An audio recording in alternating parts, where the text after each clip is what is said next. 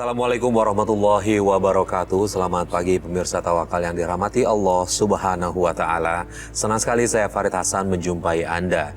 Dan pemirsa, alhamdulillah di studio sudah bersama kami Bapak Ustadz Muhammad Ziyad. Assalamualaikum Pak Ustadz. Waalaikumsalam warahmatullahi wabarakatuh. Ya, terima kasih Pak Ustadz sudah menyempatkan diri di Tawakal. Sama-sama Sari. Ya, dan pemirsa, selain Bapak Ustadz Muhammad Ziyad juga sudah ada narasumber. Kami panggilnya adalah Ibu Retno. Assalamualaikum Bu Retno. Waalaikumsalam Mas Farid. Ya, Bu Retno apa kabar? Baik, alhamdulillah. Syukur, alhamdulillah. Nah, Bu Retno, saya dengar katanya sudah 3 kali menikah, tapi 3 kali pula kandas ya dalam Betul. pernikahannya. Boleh diceritakan nggak penyebabnya apa nih dari ketiganya? Kita mulai dari yang pertama dulu ya. Iya. Terima kasih Mas Farid, juga Pak Ustadz. Awal cerita hidup rumah tangga 6 bulan hamil. Suami saya judi, mabuk, main perempuan. Saya nggak sanggup. Saya akhirnya ingin memutuskan pulang ke rumah orang tua saya. Jadi hamil berapa Hamil bulan? 6 bulan saya Hamil. pulang. Karena tiap hari pulang mabuk, pergi pagi, pulang mabuk, judi.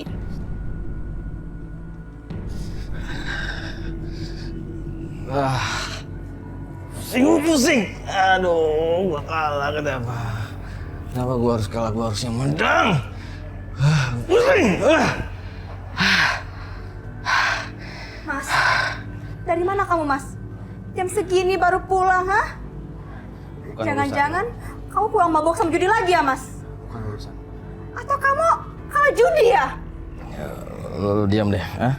Lo diam. Gua mau mabuk ya. Gua mau judi. Itu bukan urusan lo, ah?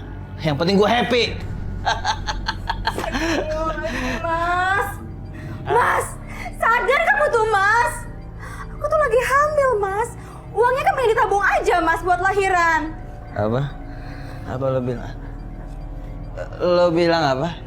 Ditabung. Tabung. Hah? Emang gua anak kecil. Lu nyuruh gua nabung, ah? Hah?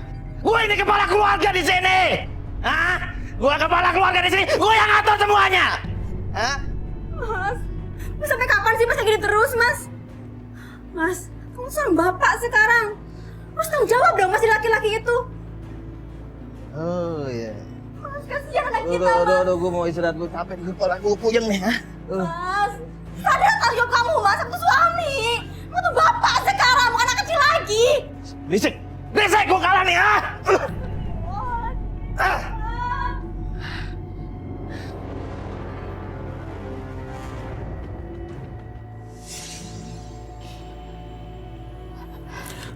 Mohon maaf, tapi sebelum menikah, apakah dia juga seperti itu atau tidak ya? Atau Ibu tidak tahu sama sekali?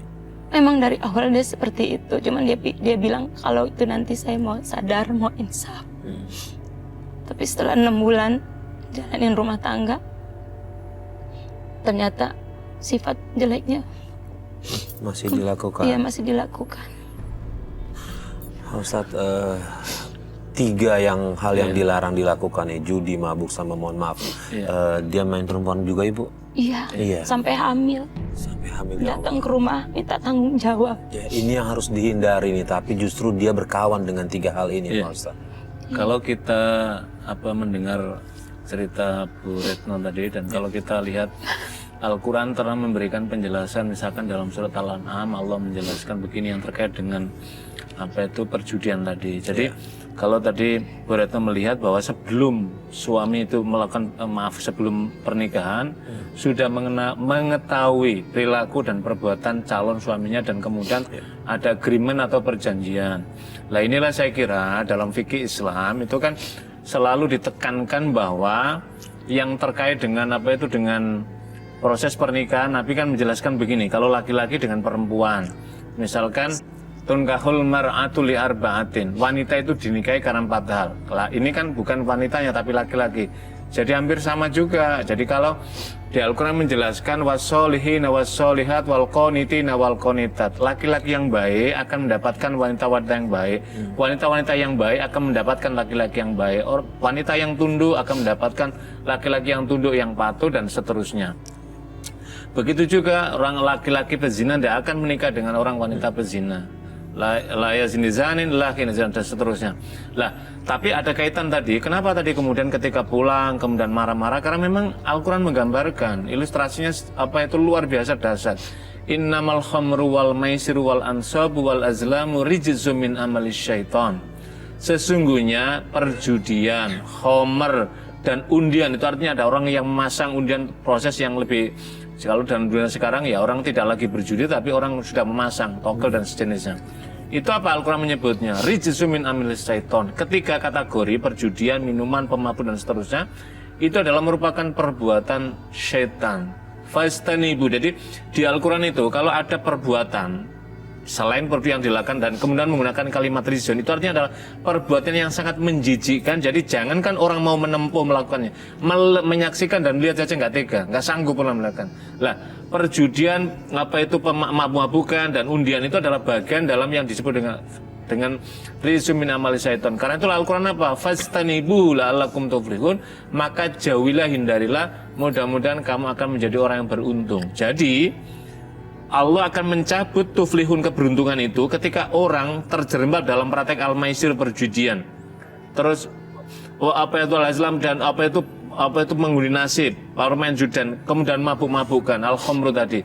Lah, mohon maaf tadi suami ibu tadi masuk dalam kategori tadi itu, maka ketika pulang apa yang diselimuti? Karena amalis syaitan, perbuatan setan, ya syahwat yang luar biasa, nafsu yang luar biasa, tidak tahu lagi kewajibannya pada istri, maka kemudian amarahnya yang memuncak sehingga memaki-maki, memukul dan seterusnya yang tadi ibu lakukan tadi. Dan termasuk juga di sananya apa al-udwan, menimbulkan permusuhan. Orang kalah itu adalah permusuh dengan orang yang bisa mengalahkan dia dalam arena perjudian, termasuk juga kemudian melahirkan perselingkuhan tadi itu, Mas. Iya.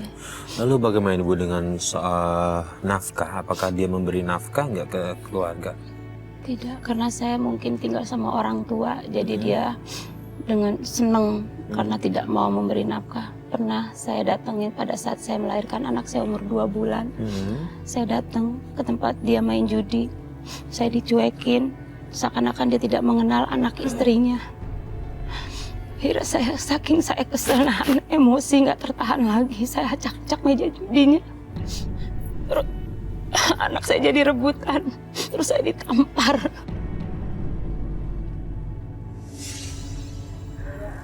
Sebentar sayang, sebentar ya. Mama tanya dulu. Taruh dong, ngocak dulu dong. Mas, mau tanya Mas, kenal sama Mas Dani nggak? Dani. Lu kenal Dani nggak? Cepet gue kalah nih. Aman nih. Lama cari di sana, kayak di sana nih. Aduh, lagi kalah lagi. Makasih ya Mas. Iya. Jalan lu. Ini berapa nih? Udah sana. Jangan lupa balik lagi. Iya. Biarin deh ah. Udah jalan lagi, jalan. Lu, Mas. Yah, gua nggak ada kartunya lagi, gua kalah nih ah. Keterlaluannya kamu. Mas, aku mau ngomong sama kamu, Mas. Apaan sih lu kesini, ha? Lu ngapain kesini? Jangan ganggu gua dah, gua lagi main. Mas, aku mau ngomong sama kamu. Lu bener-bener berisik ya? Hah? Aku tuh butuh uang, Mas. Udah. Anak kita tuh butuh Udah, pempek, cuekin. Mas. Udah, biarin, lanjut. Ya elah, gua nggak ada kartu. Mas, keterlaluannya kamu, Mas. Pak. Maaf bang, maaf bang. Ya. Lu bikin malu ya? Lu bikin malu di depan teman-teman gua. Hah? Lu maunya apa sih? Lo mau bilang beli susu? Gua lagi nyari duit. Lo tahu nggak? Gua udah 5 kali kalah. 5 kali kalah gua. Ngerti nggak sih lo? Gua kepala gua lagi pusing. Lo ngerti nggak? Lo aja lo.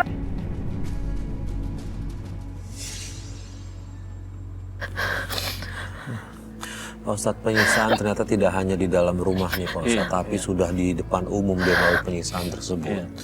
Ini hukumnya bagaimana nih untuk seorang suami seperti itu Pak Ustadz? Kalau kita bicara hukumnya bagaimana Pak Islam melihat pada kasus yang terjadi pada suami Bu Retno dan apa yang dalam Bu Retno. Yang pertama yang hukum yang dikenai kepada kepada suaminya ini tentu adalah hukum dosa besar. Karena al-khomru itu diantara kategori yang minal kibar, yaitu termasuk dari pada dosa-dosa besar. Nah, khomer kenapa? Karena khomer tadi yang kita jelaskan ismun, dosanya lebih besar. Terus dia al-utuan, menimbulkan apa itu permusuhan. Dan kemudian apa? Amarnya akan muncul. Jadi ketika ibu datang ke sana, maka udah hilang itu kesadaran dia. Karena ketika orang sudah minum khomer itu apa yang terjadi? Itu adalah tarkul akli, akalnya akan tertinggal. Tertinggal dalam mana apa? Maka akan hilang kesadaran dia. Yang ada itu adalah luapan bagaimana melampiaskan dan apa itu bisikan-bisikan setan supaya mendapatkan kemenangan, padahal itu adalah ilusi yang justru menghancurkannya. Karena itu apa yang dilakukan? Yang dilakukan yang pertama adalah, karena ini sudah terjadi, yang pertama adalah ketika kita menghadapi orang semacam itu, istri hanya bisa berdoa. Berdoa mudah-mudahan Allah memberikan petunjuk. Yang kedua adalah melakukan apa? Melaporkan kepada orang yang berpengaruh supaya yang disegani sama dia supaya berhenti. Kalau kasus tadi ibu kan datang, maka yang terjadi adalah luapan amarah daripada suami, maka akibatnya adalah Bu Retno tadi tendang anaknya. Jadi karena apa? Karena itu pertaruhan pada dia di depan orang dan kemudian dia udah hilang kesadaran akal sehatnya. Gitu. Yang terjadi adalah pelampiasan syahwat untuk ingin meraih, padahal itu sesungguhnya adalah apa itu fata morgana, bisikan setan, dan harus difahami para pemirsa sekalian. Tidak ada riwayat, tidak ada kisah sukses dalam kehidupan ini orang kaya, orang hebat karena hasil perjudian. Yang terjadi adalah orang akan mengalami kehancuran, orang akan mengalami jatuh miskin, dan orang akan dijauhi dari kehidupan persahabatan dia. Dan yang paling berat adalah dia akan dijauhi oleh Allah dan ia akan didekatkan pada pintu neraka Allah. Ini yang paling berbahaya. Nah, karena itu yang dilakukan adalah tadi itu melaporkan tadi supaya apa? Jadi kan ada suatu saat datang sahabat pada Rasulullah SAW. Rasulullah menyatakan begini, unsur akhoka dzaliman aw madlum. Tolonglah kamu akan saudaramu yang teraniaya dan yang dianiaya, yang menganiaya dan yang dianiaya. Kemudian sahabat bertanya, ya Rasulullah, kalau yang madlum orang yang dianiaya itu mudah, tapi bagaimana orang yang menganiaya, cara menolong kami orang yang menganiaya, yang melakukan kezaliman? Maka Rasulullah SAW menyatakan, cara kamu menolong orang yang banyak melakukan penganiayaan pada orang lain adalah hentikan perbuatan aniayanya. Jadi ketika kita menyaksikan kemungkaran dan kita tidak mampu menghentikan kedzaliman dalam bentuk kemungkaran tadi, maka kita memanggil orang yang mungkin disegani, orang punya power, orang yang memiliki pengaruh supaya menghentikan. Itulah cara kasih sayang kita menolong pada saudara kita supaya apa? Berhenti dari perbuatan dolimnya dan kembali pada jalan kebenaran. Bukan dengan membiarkannya gitu maksudnya. Bukan jangan membiarkan gitu. Ketika kita membiarkan, makanya kan hadis Nabi kan ada 3 kewajiban ketika kita melihat kemungkaran. Apa kata Nabi? Kata Rasulullah SAW, man ro'a minkum mungkaron falyughayyirhu biyadi. Jika seseorang menyaksikan adanya kemungkaran, kemaksiatan, maka robalah dengan tangan. Tangan itu dalam makna kalau kita punya power, banyak power ya bisa menghentikan. Tapi kalau nggak punya ya orang yang punya berarti kekuasaan, dalam hal ini misalkan pejabat negara atau apalah yang memiliki kewenangan itu, maka dengan keputusan palunya, keputusan tanda tangannya bisa menghentikan. Yang kedua adalah fabilisanihi. Kalau nggak memiliki kemampuan dengan otoritas tangan kekuasaannya, dia adalah dengan lisannya. Cara apa? Kalau misalkan seorang ustadz mendakwakan, kita berarti menyerukan, mengajak orang yang punya power tadi menyampaikan informasi ini. Kalau dalam orang yang bisa menulis ya membangun public opini, opini publik diopinikan bahwa ini ada kemungkaran, maka kemudian orang akan terdengar. Kalau seorang wartawan maka mempotret, kameramennya ditujukan, maka ketika pihak menyaksikan di wilayah ada kemungkaran, maka akan datanglah petugas. Yang ketiga, kalau yang pertama nggak bisa, yang kedua nggak bisa cara itu, yang ketiga adalah ya dengan mendoakan, wadzalika adaful iman, tapi dengan mendiamkan dan mendoakan. Tetapi kata Nabi, itulah orang-orang yang selemah iman, yang terbaik, yang pertama dan yang kedua tadi. Oke, Bu Retno, ibu sampai kapan bertahan sama suami yang pertama ini? 1 tahun 5 bulan. 1 tahun 5 bulan. Sebenarnya saya ingin pertahankan, cuman saya nggak tahan lagi karena udah bener-bener badan disiksa, batinnya juga tersiksa. Anaknya juga nggak mau open sama anaknya, kayak dia nggak mau ngakuin anaknya. Dia nggak mau ngakuin anaknya. Mau ngakuin anaknya. Artinya setelah cerai pun dia udah nggak peduli sama anak. Udah pasti itu mau nggak bercerai aja dia nggak peduli gimana dia sampai sebesar nggak pernah ngasih nafkah. Yang mengajukan pisah siapa ibu atau? Saya minta cerai tapi dia nggak mau ceraiin. Terus kemudian akhirnya saya urus ke pengadilan. Urus ke pengadilan. Dan semua ada sah cerainya secara catatan di KUA sah. Iya.